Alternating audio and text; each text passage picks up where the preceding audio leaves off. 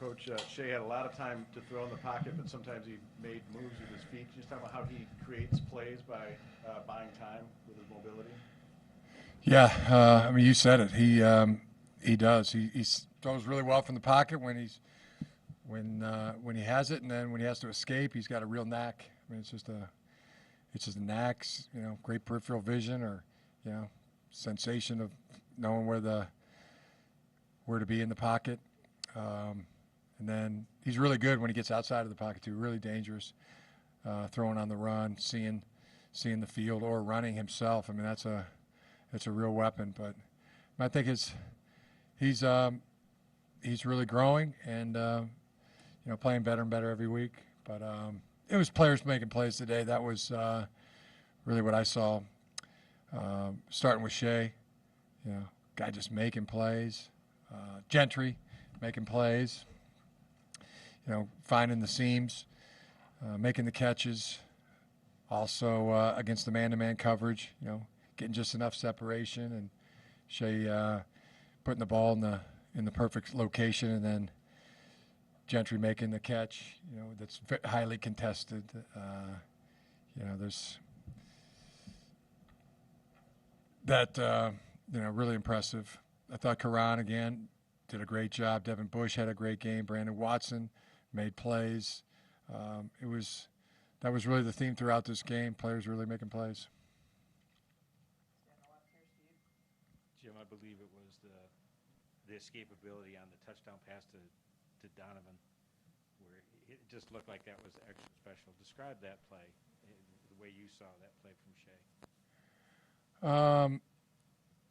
The one where he did the whirly bird. Yeah. I love that. That was,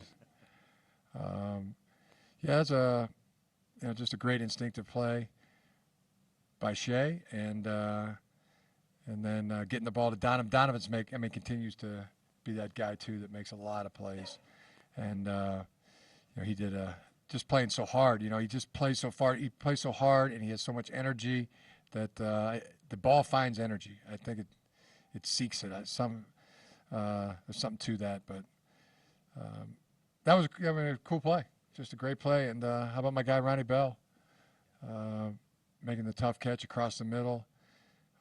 Takes guys sometimes years, sometimes half decades or decades to really be able to have that kind of fearlessness and ability to catch a ball over the middle, and then not only catch it but then finish it into the end zone. I really like that. He's a good kid. Really like him a lot. If you could also assess your pass protection today. Good, really good. Offensive line is playing well. Ed Warner's doing a heck of a job with the guys. I think they're all playing, their best football. Starting with John Runyon, Ben Bredesen, Cesar Ruiz, Michael Wayne, and Juwan are all really playing their best football, and they're playing well together. Jim, it seems like Jared Wangler is playing a more prominent role. He had the big first down catch last week against Northwestern and the touchdown grab today. Is his role expanding? Is it becoming from practice, or how is that evolving? Yeah, Jared, great to see Jared make that play. That was a big touchdown for us. The offense had a lot of critical drives in this game, starting with the 95-yarder. But that drive was big, answering after Maryland had put their touchdown on the board and drove the field. And so that was big to get that touchdown back and keep it a three-score, get it back to a three-score game. His role is expanding a lot because of Ben Mason, and Ben Mason's role is expanding. So there's packages now that you're seeing where it's Ben at tailback and Jared playing fullback. And Jared continues to do a great job in the special teams, but also he's got a good ability to block on and versatile on third down as a back and pass protection, and he can run the ball too. So it's nice having those, that set in the backfield when we can have Mason and Wangler in there together. Coach, they had 87 total yards through 3 quarters. Can you Yeah. talk about your defensive effort that contributed to that pulling away? Yeah, it was really an epic defensive performance, and we got a little thin toward the end of the game, but it's great job, great performance. And this is Maryland team has a very potent running game, and can see what they did to Texas, and we'd seen it on tape that a lot of misdirection, a lot of eye distraction, and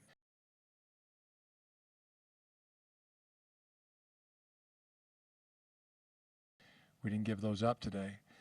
Thought we played them as well as anybody who's faced them. Coach, just talk about the performance of True Wilson these last few weeks. What do you think? Good. Still, he's getting better and better, and he's a trusted agent now. So nobody. He goes into the game and has the ability to make plays, and he did that again today. Made plays in the pass protection, made plays in the running game, and just really happy about True and what he's brought to the ball club.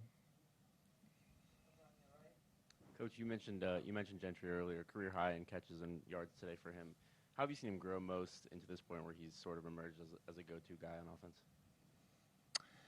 The way he's grown most is probably putting on 40 pounds of muscle. He's grown so much as a blocker. He's grown as a hands catcher. He's able to pluck the ball out of the air with the hands, and he's got a great frame and a target, a great catch radius, but also makes the tight body throw catch and the contested catch. Guys on him, draped on him, and those are tough catches to make. There's a lot right there. He's really worked hard in strength development. He's done a great job as a blocker and catching and running routes. Everything you want a tight end to be. He's really growing into the prototypical type of tight end. And he's got about the best attitude you ever want, to be around a guy. Joey Files is there. Gentry would be almost as good as Joe Files. Yeah. After watching Mason's hurdle in the first quarter, you think you have the most athletic fullback in the country? I haven't seen all the fullbacks, but we love our fullback. Given your mentors and the way you like to play, do you get a little extra joy out of watching a fullback make plays and have a couple score touchdowns in a game? Yeah, we all do. We do, and as you can see, his package is expanding. It's as a running back, he's about to where he's doing about everything, in practice and in games. So, including pass protection and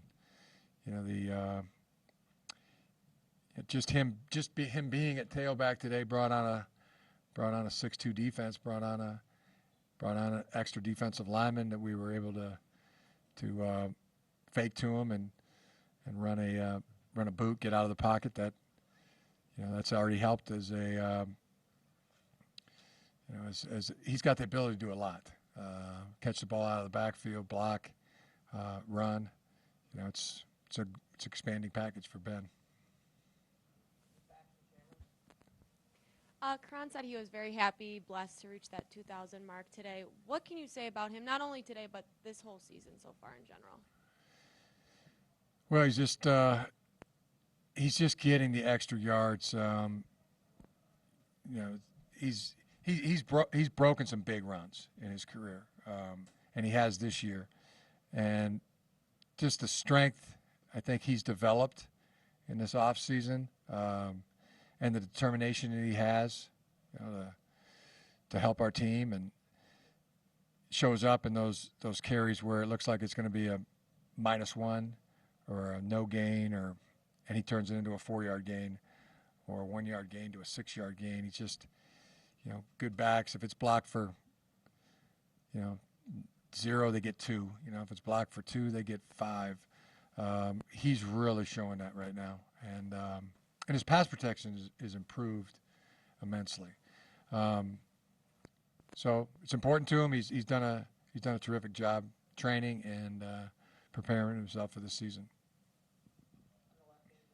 Jim, you mentioned a thinning defensive line. Can you update the status of Michael Dwumfor? And Carlo went off limping, and also Rashawn not playing. And when do you think Aubrey might be back? Yeah. So Michael, we'll see. Still evaluating, what he has. And Carlo, same. Still evaluating. Rashawn,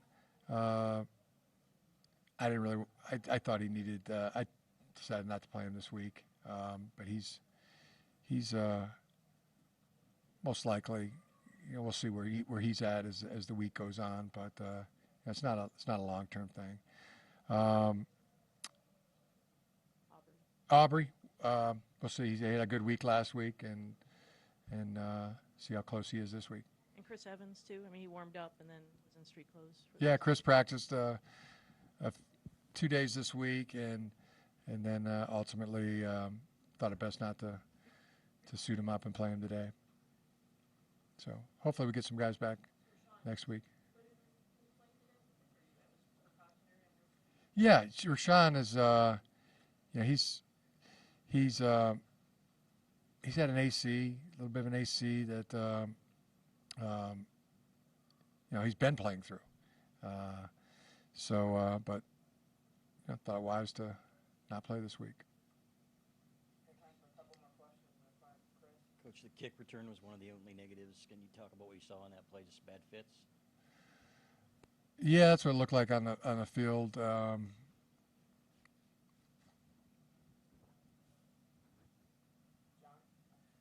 This didn't impact the game, but can you actually decline a targeting personal foul? It looked like they were giving Higdon's run less 10 yards. Yeah. And when they threw that on, it came all the way back beyond the 40 and ran the play over. Yeah, that's exactly what happened. They said it was 2 offsetting penalties and it has to go back to the previous spot. But there's no question. I mean, that was my comment that the targeting penalty was something that their targeting penalty against us hurt us in the way football rules are. It's like, as far as I know, I mean, it sounded right. I mean, offsetting penalties. I didn't know. I mean, I don't know it. Other than I know offsetting penalties. You repeat the previous spot, but yeah, it is. Yeah, it is a little bit, I guess. But John Bacon said that, not me. I didn't say it was crazy. I did not. That was John Bacon making that comment.